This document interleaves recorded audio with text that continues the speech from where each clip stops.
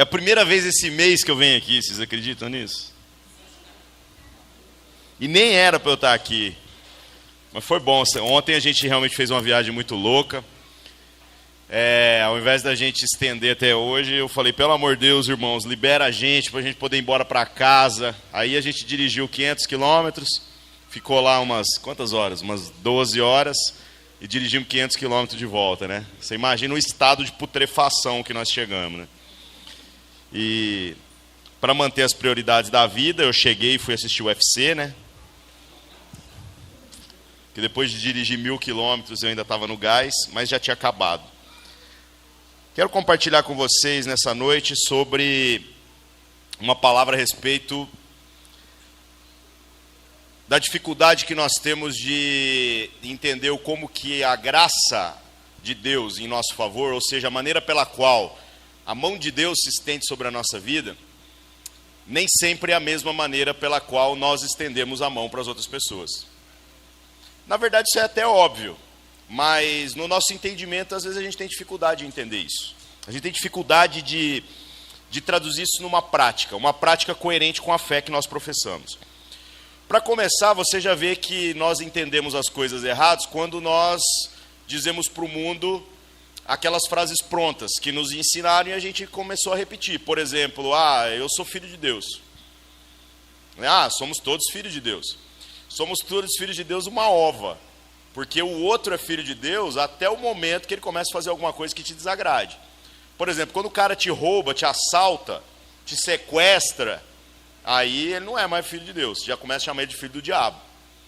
Quando o cara mata o seu irmão, o seu filho, o seu pai, aí, meu irmão, acabou o filho de Deus, né?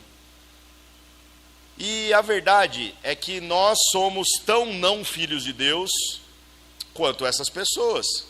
O que nós estamos dizendo é que nós, por termos alguns pecados que são moralmente menos agressivos do que os pecados daquelas pessoas, então a gente está dizendo que Deus nos aceita. Mas a gente não consegue conceber, às vezes, no nosso entendimento, na nossa prática, que há a possibilidade de que Deus também aceite aquela pessoa que vive de uma maneira completamente diferente da nossa, com outros valores éticos e cometendo, às vezes, coisas que são, obviamente, com consequências bem maiores, inclusive sobre a vida das outras pessoas, mas que são pecados, assim como os pecados que nós cometemos. Jesus também era filho de Deus, não sei se você já ouviu falar sobre isso, né?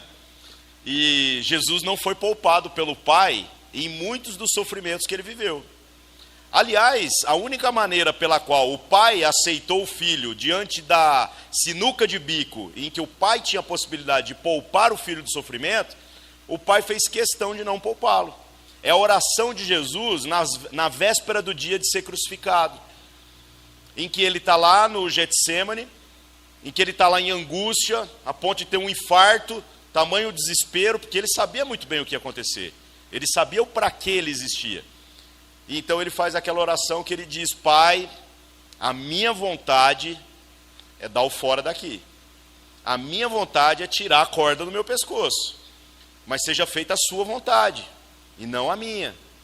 Se não der para afastar esse cálice de mim, então eu vou ter que tomar ele. O pai, diante do seu único filho, não o poupou. Não o poupou. Mas você que é filho de Deus, acha que Deus vai te poupar. Acha que Deus tem o compromisso com você de te fazer feliz dentro do seu conceito de felicidade. O pai, para ele aceitar o filho, ele fez com que o filho se submetesse àquilo que fosse necessário, mesmo que isso envolvesse muitas dores. O filho, após essas dores, sem sombra de dúvidas, ele é muito melhor do que ele era antes. Mas ele já não era Deus? Ele era Deus. Mas agora ele não apenas é Deus, mas ele é como o Deus que viabilizou um caminho. E entender a graça é entender a responsabilidade que temos no meio do mundo em que a gente vive, de viabilizar um caminho, que não é apenas para nós, mas é principalmente para o outro, para as outras pessoas que Deus quer abençoar. Então, somos todos filhos de Deus? Não necessariamente. Mas se cremos que somos filhos de Deus, se cremos que temos sido chamados para fazer parte dessa família, então nós temos que entender que o negócio não é bagunçado, não. Não é mesmo. Por que Deus estenderia a sua mão de graça a nosso favor, sendo que a gente não merece? Por quê? Por que Deus resolveu salvar você? Eu gosto de dizer sempre que Paulo falou que ele é o principal dos pecadores, porque ele não te conhecia, que ele não me conhecia, que como eu me enxergo e sei dos meus pecados, eu sei que o principal dos pecadores sou eu. Paulo está por fora. Você olha no seu coração, se conhece, sabe onde é que aperta o sapato, e aí você fala assim, cara, se eu estou andando em Deus, é porque Deus é bom mesmo. Porque se tem alguém ruim que não merece, sou eu. Se tem alguém ruim que não merece, é você. E nada que você faz vai te tornar digno de receber o favor de Deus que foi dado. Que foi dado para te salvar, para tirar a corda do teu pescoço. Você pode cantar os melhores louvores do universo e Deus não vai se sentir adorado o suficiente. E ainda bem que não é isso que Ele quer. Porque se Ele quisesse, Ele chamava uns anjos, fazia uns louvor mais bem feito, né? O melhor louvor que pode existir no universo, e aí Ele se sentiria adorado. Não é isso que Ele quer. Ele não quer o seu sacrifício, que você vai lá e se mortifica e faz um monte de coisa para tentar agradar a Deus. E quem diz que Deus precisa ser agradado? Quem diz que Ele se importa com todo esse seu empenho em agradá-lo, como se fosse possível fazer alguma coisa com a força do seu braço que o agradasse? Então do que se trata?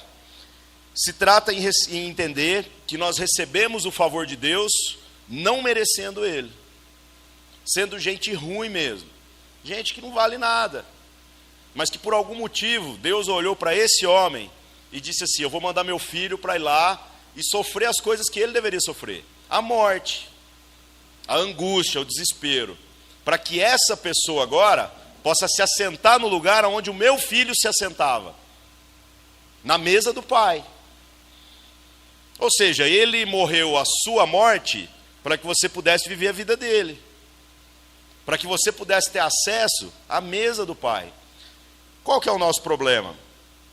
Nós somos muito gratos ao Pai pelo acesso que Ele criou à sua mesa, a possibilidade que existe de gente ruim como nós encontrar salvação, só que a gente não consegue estender essa mão graciosa no sentido do outro. Porque o outro, ele nunca parece aos nossos olhos bom o suficiente, porque ele peca de maneira diferente de nós. No fundo, nós estamos julgando as pessoas o tempo todo. E irmãos, a palavra de Deus não condena julgamentos, como muitas pessoas falam.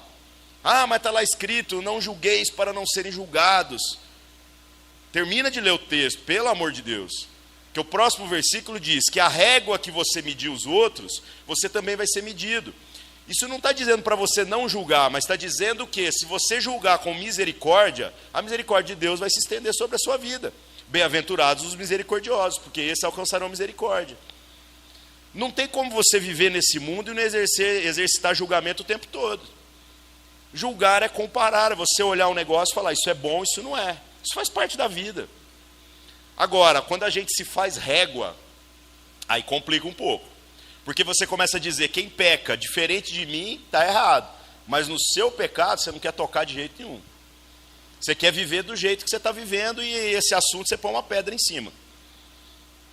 Tem coisa que dói mais do que alguém que vem na comunidade e começa a confessar os seus pecados. E aí a gente vem, abraça essa pessoa e fala, irmão, está tudo certo, nós vamos andar junto, nós vamos te ajudar, você não precisa sofrer com isso aí mais não. E o pecado que essa pessoa confessou é o mesmo pecado que você tem, e que você secretamente está aí cultivando. Você queria não ter, mas está difícil. Parece que quando essa pessoa tem coragem de rasgar sua roupa e ficar nua diante de todos, a gente fica constrangido. O que ofende não é ficar pelado, é ver o outro pelado e continuar vestido. É estranho isso, né? A verdade é que a gente é grato a Deus pelo fato de seu favor se estender a nós para que a gente chegue no céu, mas nós temos dificuldade demais de estender esse favor até as outras pessoas. Ou seja, a graça para nós, ela é generosa. Que você não vale nada, você continua não valendo nada, vai melhorando, vai sendo moldado pelo poder do Espírito Santo. Mas quem dera você tivesse tão bem quanto a gente acredita que está, né? Quem dera você tivesse tão bem quanto você diz que está. A gente encontra os irmãos aí ao longo da semana. E aí, como é que você está? Oh, glória a Deus, está uma bênção. Eu já não sei o que isso significa. Glória a Deus, está uma bênção. Às vezes pode ser, está uma desgraça, né? Quebrei o pau lá em casa. Estou devendo 20 mil no cartão de crédito. Estou pensando em largar na minha mulher. Tudo isso pode ser explicado por glória a Deus, está uma bênção. Depende muito do ponto de vista do ser humano, né? Então, se a graça é generosa para nós, por que a gente acaba na nossa prática, na nossa conduta, na maneira pela qual a gente vive, fazendo com que a graça seja restrita para o outro? Por que nós não julgamos o mundo segundo a generosidade que foi aplicada na nossa vida? Ou seja, ao andar no mundo e no meio das pessoas, as pessoas que estão vivendo em verdadeira desgraça, as pessoas que estão vivendo em pecados, as pessoas que estão longe de Deus, a gente poderia andar lá e testemunhar o quanto Deus é bom por salvar gente como nós. E aí o cara olharia para a sua vida e ele vai dizer assim: rapaz, se Deus salva um vagabundo feito você, então ele pode me salvar também. É engraçado, né? Mas é mais fácil do que a gente percebe, do que às vezes a gente faz. Ao invés da gente sair para o mundo arrotando virtudes, dizendo: não, porque agora eu sou filho de Deus, agora eu sou bom. A gente poderia dizer para o mundo assim: rapaz, eu só acerto porque Deus é bom. Eu só sou fiel para com as pessoas porque Deus é fiel comigo. Eu só consigo amar as pessoas porque Deus me ama todos os dias. Porque se eu não tivesse essa pressão sobre mim, de ver que Deus me ama, mesmo eu não merecendo, eu não conseguiria amar as pessoas. Porque a verdade é que não há motivos para amar as pessoas. Elas não dão bons motivos. E nós também não damos. Só que a gente acha que nasceu com direito a alguma coisa, né? Que o outro está sempre devendo alguma coisa para nós. Por que nós acreditamos numa graça generosa para nós mesmos e numa graça restrita para o outro? Julgue o mundo pelos olhos da misericórdia. Deixa Deus cuidar da questão da salvação. Compete a nós simplesmente testemunhar as coisas que Deus faz, aquilo que Deus é e o que Deus tem feito na nossa vida. O nosso testemunho não é de um Deus que quer mudar a sua vida, é de um Deus que mudou a minha vida. Não é essa ideia de colonizar a fé do outro, de chegar para a pessoa e dizer: se você repetir as práticas religiosas que eu faço toda semana, você então vai alcançar o favor de Deus. Quem dera fosse tão simples. E as pessoas, aprendendo isso de modo equivocado, acabam andando com a igreja e levantando a mão durante o louvor e contribuindo financeiramente e participando de um monte de reuniões, mas o coração delas está longe, porque o entendimento não foi transformado, porque elas não entenderam que são miseráveis, elas não entenderam que não adianta, não é fazendo isso que Deus vai ficar feliz com você. Mas há algo que pode deixar Deus feliz. Há algo na nossa existência que glorifica o Pai. E nós vamos falar sobre isso. O principal problema do homem não é se libertar do pecado. E muita gente acha que é isso.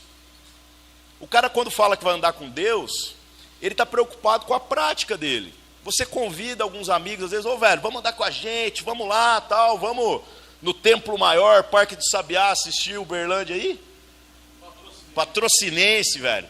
Vou falar um negócio para vocês, irmão. Você acha que a gente vai lá pelo jogo? Com todo respeito, velho. Com todo respeito. Vou falar para você, é uma droga, não vale a viagem. Paga R$10 de... Aí, ó, os defensores do Uberlândia. Pagar R$10 de ingresso para assistir um jogo no estádio que cabe 50 mil pessoas e vai ter 1.200? 3 mil. Ah, velho, 3 mil, sonha não. Você sabe o que a gente vai? Tá, a gente gosta de futebol, mas o principal motivo é estar junto, cara.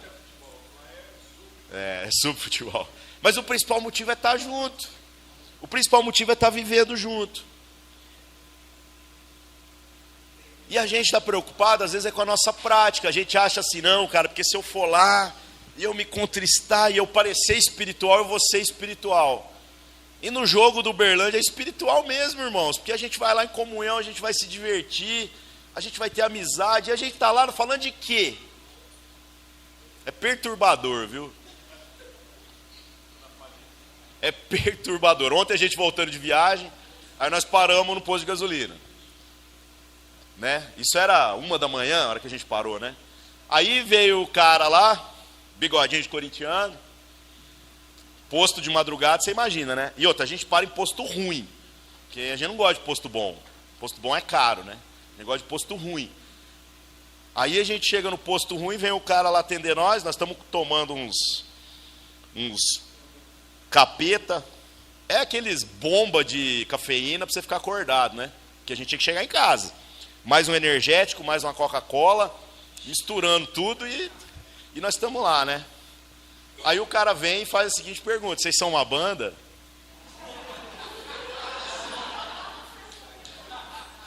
Não foi? Não aconteceu isso? Nós inventamos uma banda fictícia. Tem nome, tem as músicas, tem os discos lançados. Chama Cosmetic Dreams, né? Mas dessa vez a gente não mentiu, não. Eu estava cansado, velho. Eu já peguei e falei assim: não, nós somos pastores. Ele foi pregar ali em Divinópolis. Aí o cara virou e falou: eu também sou crente, cara. Aí eu, não, que bom, né? Aí eu fiquei pensando: onde que a gente consegue ir e não viver a fé que a gente professa? Onde? Isso é legal demais. O que a gente faz, a maneira que a gente vive, não tem o poder de agradar a Deus. Não tem o poder de transformar a sua vida, porque a sua vida não vai ser transformada por uma prática correta. A sua vida vai ser transformada por um entendimento correto. É o entendimento correto que gera prática. Você faz o que é certo quando você entendeu. Quando você acerta sem entender, você não fez absolutamente nada, é igual um animal. Fez por instinto. Isso não agrada a Deus. O problema da nossa vida não é pecado. Porque pecado, Jesus já pagou na cruz. Pecado, você está lutando com o pecado, nós vamos andar junto, nós vamos te segurar. Não é segurar para não pecar, não, é segurar para andar junto. E aí você liga para nós, velho. Fala assim: cara, eu tô mal. Aí a gente vai lá, dá um murro na sua cara. Que às vezes é isso que você está precisando, né? E amigo pode fazer isso, né? Nós tivemos umas histórias já tristes aqui. Uma vez teve um irmão que procurou a gente. Aliás, me procurou, né? Falou assim: ô Ari, eu preciso conversar. Eu falei: bora, vamos conversar. Na boa, conversar 3h da tarde, velho, nunca é coisa boa, né? Ninguém te chama para um churrasco segunda-feira, 3h da tarde. Aí o cara colou em mim lá e falou: ô, velho, deixa eu te contar o que aconteceu. Aí ele fica 2 horas para contar uma história óbvia, que eu vou resumir para vocês em uma frase. Ele catou uma mina e foi para um motel. Aí ele contou assim com longas palavras, né, com detalhes que eu nem queria saber. Eu não perguntei nada, né? E aí depois ele pega e fala assim: então, aí eu fui lá e, pô, eu achei essa menina, conheci na rua. E aí eu tô arrependido, cara. Não, eu tô com peso no meu coração e tal, papapá, papá. Aí eu falei assim: beleza, irmão. E aí ficou aquele silêncio, né? E ele falou assim: como assim, beleza? Eu falei: ué, irmão, o que você quer que eu fale? Seus pecados estão perdoados? Seus pecados estão perdoados. Você veio aqui, você confessou. Eu não tive que descobrir para ter que chegar em você e falar: seja homem. Você fez a cagada, entendeu a parada, procurou e falou: velho, eu quero acertar. Você quer aplausos? Eu te aplaudo aqui agora. Aí ele: não, cara, mas eu esperava mais. Eu falei: você queria o quê? Uma disciplina? Você quer que eu ponha você no milho, ajoelhado, rezando uns Pai Nosso? Fica afastado do culto durante 6 meses? Ou na boa, velho, eu vi umas disciplinas assim, umas igrejas aí, né? O fulano tá em pecado, 6 meses sem ir no culto. Na boa, se me liberasse 6 meses do culto, eu não voltava nunca mais. Você ia ver o tanto que é bom ficar em casa, né? Isso não é disciplina, isso é férias, velho. Disciplina é vir no culto, dá um trabalho danado. Você é casado, tem filho, então começa a aprontar 3 horas antes para chegar aqui no horário. Isso aqui é disciplina. Aí eu virei pro irmão e falei assim: ô irmão, com todo respeito, velho, o que você quer? Aí eu queria mais. Eu falei, velho, você não se importa comigo. Você não me trata como irmão da mesma maneira que eu te trato como irmão. E ele falou assim, mas peraí, como assim? Eu falei, se você fosse meu irmão de verdade, isso que você está me contando não seria um problema. Aliás, isso que você está me contando nem teria acontecido. Porque ao invés de me ligar hoje, para conversar 3 horas da tarde, você tinha me ligado aquele dia. E eu teria atendido o telefone no meio da madrugada. E aí você falaria assim, Ari, eu estou no motel. E a menina está ali já, pelada, na cama. E se não vier aqui agora, eu vou cometer um ato nervoso aqui, velho. Cara, meu sonho é receber essa ligação, velho. Aí eu monto na moto, bato KM na moto indo pro motel. Imagina a cena, velho. Príncipe encantado chegando, né? Aí eu entro lá, velho, arrombo a porta e viro pra menina e falo, eu vim cá pra te salvar. Do meu irmão. Porque o meu irmão vai arrebentar com você. Aí eu salvava a menina e estava tudo certo. Sabe qual que é o nosso problema? Não é pecado. O nosso problema é o egoísmo. O nosso problema é que a gente está tentando se salvar e não salvar o outro. Se ele me considerasse como irmão, ele teria me ligado na hora que o sapato apertou. E a gente tinha feito de tudo para tentar remediar aquela situação ali mesmo. E às vezes nós vivemos dessa forma. A gente fica lutando contra o pecado e às vezes escondendo o pecado, achando que isso vai fazer Deus mais feliz ou menos feliz. Todos os pecados que você cometeu no passado, no presente e vai cometer no futuro, já foram pagos pelo sangue de Jesus na cruz. Pecado não é problema para nós mais. O nosso problema é quando a gente se tornou escravo de si mesmo. Quando a gente não conseguiu se libertar de si mesmo. E começa a achar que Deus tem compromisso com você, que o outro tem compromisso com você e que você está sempre no prejuízo. Que você tem que tentar se poupar, que você tem que tentar se esconder, que você tem que tentar parecer ser bonito, quando na verdade você não é. A adoração do homem se torna abominação quando o fim dela está em si mesmo. E é assim muitas vezes que nós nos relacionamos com o divino. Você vem no culto e você louva a Deus, mas você não está adorando a Deus coisa nenhuma. Porque a adoração a Deus não é a música que você canta, não é o dinheiro que você dá. A adoração em Deus é a consciência que você tem do que nós estamos fazendo aqui. Do quanto que a pessoa que está sentada do seu lado é a coisa mais importante que Deus podia ter colocado na sua vida. E que Deus escolheu ser adorado na vida do seu irmão. E em nenhum outro lugar. Ou seja, a sua voz é para a voz dele não parecer tão ridícula durante o louvor. Porque quando junta a minha voz com a sua, a gente conserta. É para que nele seja despertado o entendimento de quem nós somos. E de que nós estamos juntos até o final. Não chame ninguém de irmão se você não for tratar como irmão de verdade. E não diga que alguém não pode ser irmão, que o pecado de alguém faz com que essa pessoa esteja definitivamente apartada da presença de Deus. Porque aí você está dizendo que você é melhor do que ela. Ser cristão, meus irmãos, é trilhar o caminho de Cristo. E o caminho de Cristo é de que ele, sendo filho, fez questão de se fazer servo.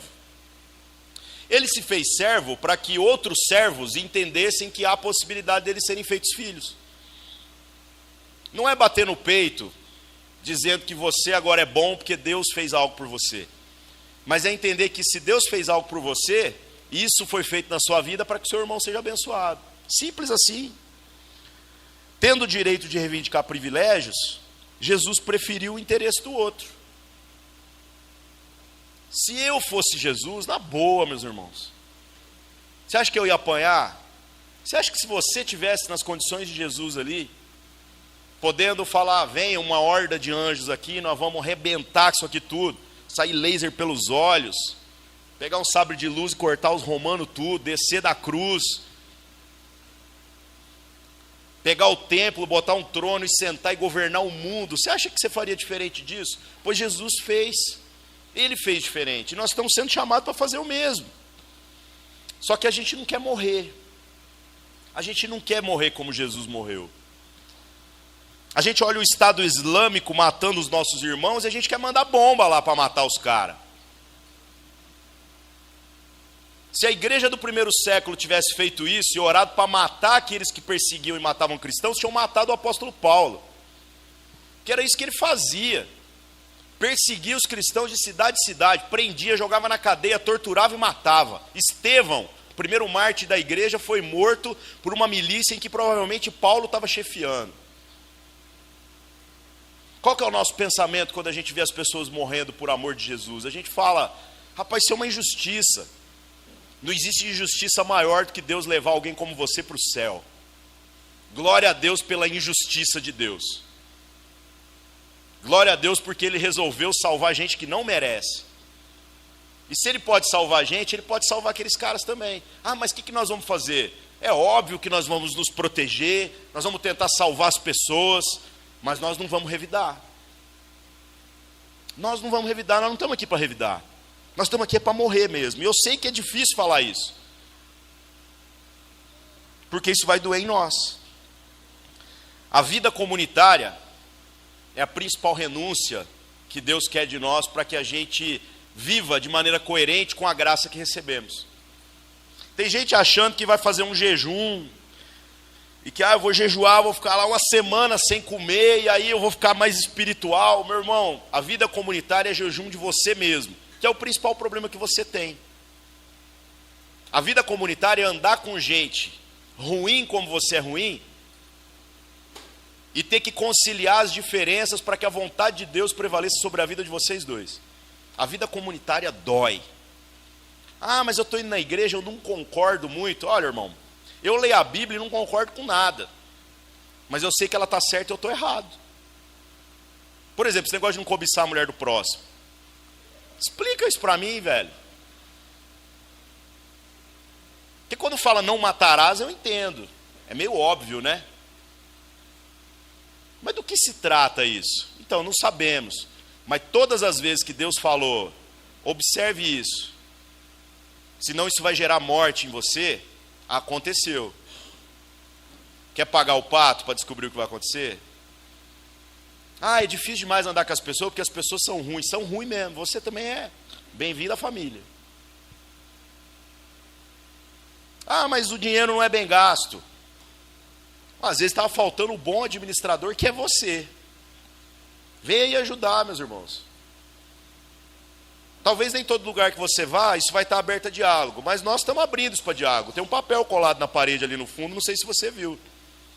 Está escrito ali quanto entra e quanto sai. E onde sai. Se você acha que dá para fazer melhor, nos ensine, em nome de Jesus, porque nós estamos querendo aprender. Nos ensine. Ah, mas por que a igreja não adota? Nós estamos loucos para adotar. Uma escola, um orfanato, qualquer coisa, velho. Um asilo. Mas como o Zilão falou aqui na palavra dele, sabe o que está faltando? Gente que vem e fala assim, ó, sou eu. Eu estou aqui para resolver o problema. Porque realmente é ridículo ter que ficar assim, vamos gente, vocês não são gado. Tem que ficar dando chicotado. Ontem um cara veio conversar comigo na praça que a gente estava lá em Divinópolis, ele falou assim, quando eu vivia sob a opressão da religião, eu fazia muitas coisas para Jesus. Ele falou, aí eu entendi a graça e agora eu acho que eu faço menos. Aí eu falei assim, irmão, pelo amor de Deus, quer querendo o quê? Um chicote nas costas? Eu falei, porque eu vou te dizer um negócio, quando eu vivia sobre a opressão da religião, eu era um servo inútil, porque eu fazia tudo que me mandavam e eu achava que estava fazendo o suficiente. Agora eu faço muito mais do que me mandava e ainda acho que estou fazendo pouco. Então se liberta. Se liberta de você mesmo. E para encerrar, irmãos, o nosso problema não é pecado, o nosso problema não é se salvar. O nosso problema é que, tendo entendido que Deus estendeu a mão dele até nós, para que o favor dele pudesse nos fazer filhos de Deus e ter acesso à mesa do Pai, a gente acha que o fim disso tudo é a nossa própria vida e a nossa própria salvação. Sabe quando Jesus falou que a porta é estreita? Tem gente que acha que a porta é estreita porque é difícil entrar por ela, na perspectiva de que você vai ter que se empenhar e se esforçar muito para entrar lá. Que você vai ter que fazer muitos sacrifícios, mutilando a sua própria carne, para passar por um buraco estreito. Não é bem essa a ideia da parada. A porta é estreita porque, primeiro, não é feita para entrar sozinho. A porta é estreita porque ninguém foi chamado para se salvar. Você não pode não ter compromisso financeiro com as coisas de Deus e achar que você está roubando Deus. Isso é besteira, velho. Isso é besteira. Você não rouba Deus, você rouba seu irmão. Porque quando você não investe naquilo que é um projeto social, que poderia tirar alguém da vida miserável que está vivendo, você está roubando seu irmão. Você chama isso de dízimo, de oferta, do nome que você quiser, isso é problema seu, velho. Deus tem muito, viu? Você roubar um tanto dele não vai fazer a menor falta. E você acha que ele está se lixando para isso? Mas rouba seu irmão e depois vai explicar isso para o pai. Você está ferrado. A porta é estreita porque ela não foi feita para se passar sozinho. E passar numa porta estreita é difícil porque você está sendo desafiado pelo pai a levar seus irmãos junto. Você está sendo chamado para levar as pessoas junto. É aquela realidade de dizer assim: você quer ir para o céu? Quero. Sozinho você não vai. Porque se Deus quisesse te levar sozinho, Ele já tinha te matado. Mas se você vive e continua a viver, se você tem recebido do amor do Pai continuamente, de força para trabalhar, para se empenhar, para estudar, para amar as pessoas, é porque há algo na sua vida que pode abençoar a vida do outro. A gente fica orando para o céu se abrir, vir aqueles milagres sobrenaturais. E eu vou te falar um negócio: sobrenatural mesmo é uma pessoa que ouviu de Deus e faz o que for necessário para poder abençoar a vida do irmão, para se mover na direção dele, para ir lá e falar assim: olha, eu estou aqui porque Deus mandou eu te dar uma cesta básica. Aí o cara: mas como que Deus mandou? Eu estava orando ontem para Deus me dar uma cesta básica, você veio cá e me deu uma cesta básica. Irmãos, Deus mandou a gente cuidar dos nossos irmãos. Não precisa o céu abrir e ele falar, isso está implícito já. Então vamos fazer. O nosso empenho não é para se salvar, o nosso empenho é para salvar os nossos irmãos. O nosso empenho é fazer com que o Pai seja glorificado na vida dos nossos irmãos. Então a porta é estreita e é difícil passar por ela. Se eu largasse do braço dos meus irmãos seria fácil, mas não há essa possibilidade para nós. Porque aquele que tentar se salvar, esse já perdeu sua vida. Agora aquele que estiver disposto a perder a sua vida por amor do Evangelho, esse que alcança a salvação. Então nós não estamos facilitando o nosso caminho, nós estamos complicando. Você vai grudar no cara que está do seu lado aí, talvez você nem conheça a pessoa, e fala: velho, como você chama, cara? Eu quero te conhecer. Você vai participar dos pequenos grupos, você vai andar com a gente, você vai no jogo do Berlândia, mesmo odiando futebol, e a gente vai poder andar junto de verdade. E andando junto de verdade, segurando, carregando as cargas uns dos outros, nós vamos junto para o céu, meu irmão. Nós vamos, se necessário, perder a nossa vida para não largar ninguém para trás. E é isso que o Pai mais espera de nós. Toda tentativa de tirar a corda do teu pescoço é uma tentativa do diabo para tentar fazer você fugir daquilo que é o plano de Deus para a sua vida. Porque o plano de Deus para a vida de Jesus é que ele sofresse o que fosse necessário para que os irmãos dele fossem abençoados. Para que ele fizesse daqueles que não são parte da família de Deus e dignos de se assentar à mesa. Agora você está se achando melhor do que Jesus. Você está achando que você não tem a mesma responsabilidade. Que o Pai tire de nós esse pensamento maligno. Que o Pai tire de nós esse entendimento de que nós somos tão bons, mas tão bons, que parece que Deus tem a obrigação de nos salvar. Você pode ter a vida mais piedosa do mundo.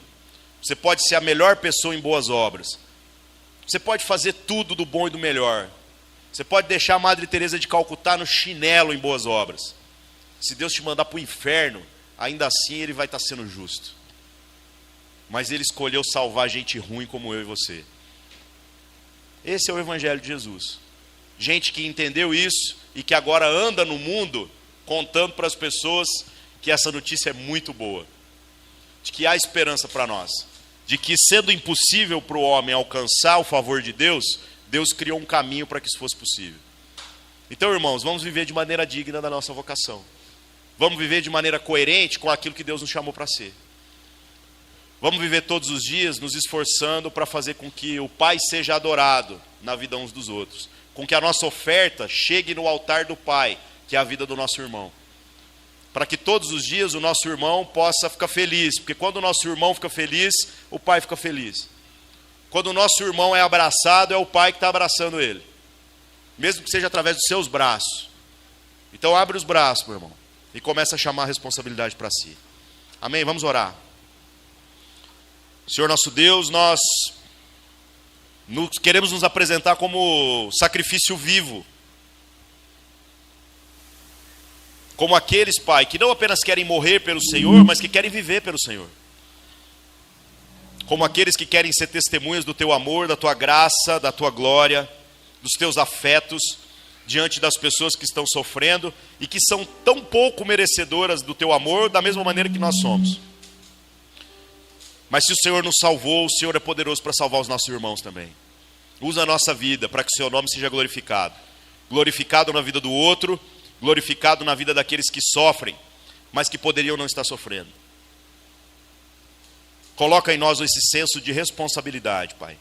E livra-nos de nós mesmos, para que o Seu nome seja glorificado em nós. Para que a nossa vida tenha um propósito. E para que a gente possa, carregando as cargas dos nossos irmãos, se desenrolar das nossas próprias cargas. Que a gente possa passar pela porta estreita, junto com os nossos irmãos. E que mesmo a porta sendo estreita, a gente não tenha medo nenhum de não conseguir passar por ela. Em nome de Jesus. Amém.